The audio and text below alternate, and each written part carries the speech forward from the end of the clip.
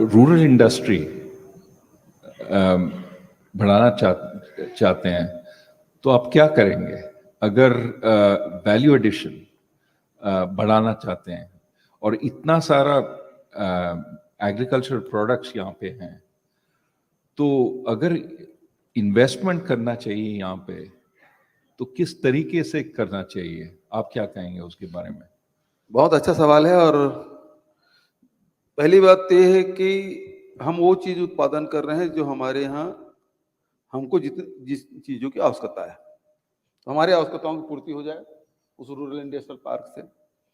दूसरी बात यह है कि हमारे यहाँ जो चाहे एग्रीकल्चर में हो चाहे फॉरेस्ट हो, जो चीजें हैं उससे जुड़े हुए प्रोडक्ट हम बनाएं, उसके बेचने के लिए हम लोगों ने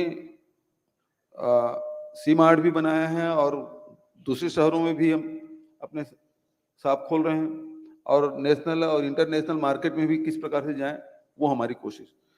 दूसरी बात यह है कि हमारे पास अब सबसे बड़ी बात यह है कि कोई भी यदि इंडस्ट्री लगाए तो सबसे पहले जमीन की आवश्यकता पड़ती है, फिर पानी की आवश्यकता पड़ती है, फिर बिजली की आवश्यकता पड़ती है। हम हर गांव में 10-11 हजार पंचायत हैं, हर पंचायत में हम ये बना देना चाहते हैं कि हमारे यहाँ जमीन भी है, हमारे पास हैंड्स भी हैं। आप जो ट्रेनिंग देना चाहते हैं उसके लिए भी ट्रेनिंग की भी व्यवस्था है, और फिर बिजली की भी व्यवस्था कर रहे हैं, पानी की भी व्यवस्था कर रहे हैं। आपको जमीन खोजने की जरूरत नहीं, आप सामान क्या चाहते हैं वो बता दीजिए, हम आपको बना के दे देते हैं। आप पैकिंग आप का रहेगा, आप अपना सिंबल लगाना है वो लगा दीजिए, जो लगाना है लगाइए, हम तो उत्पादन करके आपको दे देंगे। ये भी हम कर सकते हैं। ये तो रूरल इंडस्ट्रियल पार्क की बात होगी। अब बचत जो इंडस्ट्री पॉलिसी है उसको भी हमने इस प्रकार से बनाया है कि सारे उद्योगपतियों, कई बार हमने मीटिंग किया, उसके बाद 2019 की उद्योग नीति हमने बनाई, तो हमको बाहर जाने की जरूरत नहीं पड़ रही। यहीं के जो इंडस्ट्रियलिस्ट हैं वो काफी एमईओ कर रहे हैं और प्लांट भी लगा रहे हैं, और हमारी पॉलिसी ये है कि 60% से लेकर 150% तक के हमारी 10 साल में सब्सिडी है। तो मैंने उद्योगपति से बात की, इस पॉलिसी से फायदा क्या होगा? बोले साहब देश में बहुत एनपीए हो रहे हैं उद्योगपति, आपकी पॉलिसी में कोई उद्योगपति एनपीए नहीं होगा।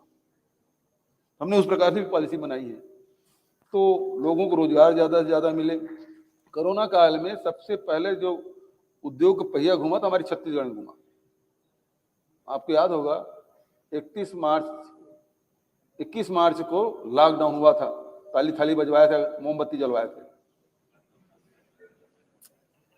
और उसके बाद 22 तारीख से लगा 22 अप्रैल को खुला। हमारे यहाँ 23 तारीख को सारी इंडस्ट्री शुरू हो गया, क्योंकि हमने मजदूर को जाने नहीं दिया था, यहीं रुको, खाने पीने की यही व्यवस्था करो।